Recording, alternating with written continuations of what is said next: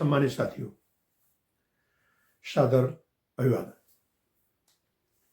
सत्संग की आज की श्रृंखला में हम चर्चा करेंगे वृंदावन में रहता एक ऐसा भूत जो भगवान बनकर भोले वाले भक्तों को करता था भ्रमित।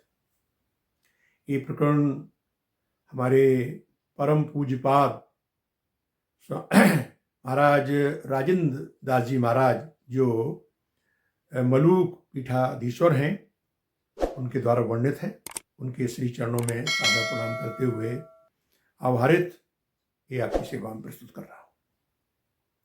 हमारे साथियों, हमने आपको पहले बताया था स्वामी विजय कृष्ण जी गोस्वामी ये अद्वैत प्रभु वंशज थे और साक्षात चैतन्य महाप्रभु के दर्शन और मंत्र के कृपा भूता थे, परम संत।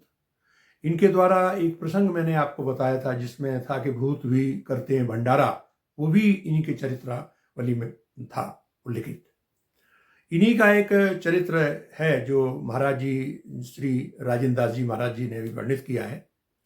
वो ये है कि वृंदावन में ये जब साधनारत थे विजय कृष्ण जी गोस्वामी, वहाँ किसी ने बताया कि महाराज जी कैसे साधु रहते हैं किसी घाट पर जो साक्षात भगवान कृष्ण का दर्शन करा देते हैं। अब इनके जो संत थे तो इच्छा हुई कि चलिए हम भी मिलते हैं, देखते हैं कि भाई इस कलिकाल में साक्षात दर्शन कराने वाले तो बहुत पहुंचे हुए संत होंगे। तो एक दिन उनके पास गए तो देखा कि एक साधु वेश में एक तांत्रिक स्वभाव के या तांत्रिक परिधान में रहने वाले व्यक्ति थे। उन्होंने इनका बड़ा, चूंकि विजय कृष्ण जी गोस्वामी को सभी लोग अच्छी तरह जानते तो बड़ा आदर और सम्मान की दृष्टि देखा, तो बड़ा स्वागत सतागर समादर किया, सत्कार किया। कहा महाराज कैसे आपने कष्ट किया? उन्होंने कहा महाराज हमने सुना है कि आप भगवान कृष्ण के दर्शन करा देते हैं। उन्होंने कहा महाराज बिल्कुल, आपको रात्रि के 12 बजे आना पड़ेगा। उन्होंने कहा ठीक है, तय हो गया दिन। तो ये रात्रि के 12 बजे पहुंच गए किसी घाट पर, घोर अंधेरा। तो उस अंधेरे में वो तांत्रिक महोदय ने एक घंटी बजाई और धूप बत्ती जलाई। तो जैसे ही धूप बत्ती जलाई और घंटी बजाई तो साक्षात मुरली की धुन सुनाई दी। ये बड़े हतप्रभ रहे और अंधेरे में ही साक्षात भगवान कृष्ण वही जो उनकी ललित हैं कला और जैसी मोहक मुस्कान बखेरते हुए साक्षात उसी रूप में प्रकट हो गए। इन्होंने दर्शन किए, लेकिन इनके चूंकि ये भी परम संत थे, इनके मन में एक धारणा आई कि जब हम कभी भगवान का साक्षात्कार करते हैं तो हमारी मनोवृत्ति चेंज हो जाती है, हम भाव विवल हो जाते हैं, हम रोमांचित हो जाते हैं। जैसे गोस्वामी जी ने लिखा ना कि मम गुण गावत पुलक शरीरा गद गद गिरा नयन वह नीरा।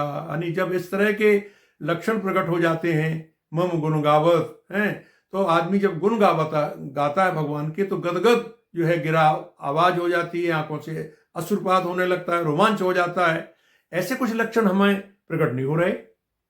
तो उन्होंने कहा कि क्या किया जाए। तो 1 मिनट के लिए वो ध्यानस्थ हुए और उन्हें आया कि जब कोई ऐसा संकट या कोई परीक्षा काल हो तो जो गुरु मंत्र है उसका जाप करें। तो वो जो षोडश मंत्र दिया था चैतन्य महाप्रभु जी के द्वारा कृपा भूता इनको साक्षात मिला था, उन्होंने उसका जाप बड़ी जोर जोर से करना प्रारंभ कर दिया। और जैसे ही जाप प्रारंभ किया तो देखते क्या है कि वो जो भूत था जो भगवान कृष्ण के रूप में था वो अपने रूप में आ गया और हड्डियों का ढांचा और पूरी तरह से दुर्गंध आती और बोला महाराज हम जल जाएंगे, हमें बचाइए बचाइए, आपने क्या कर दिया। तो उन्होंने कहा कि भाई इस तरह से आप भोले भक्तों का क्यों आप जो है उनको जो है इस तरह भ्रमित करते हैं और आप उन्हें मूर्ख बनाते हैं, ये तो बड़ा पाप का काम है। बल्कि जो तांत्रिक थे उनसे कहा कि हटाई। बोले महाराज हमने तो सिद्ध कर लिया, क्योंकि आप इतने सिद्ध हैं, आपने हमारी पूरी सच्चाई जान ली, तो आपको क्या बताएं, अब हम इनको छोड़ नहीं सकते।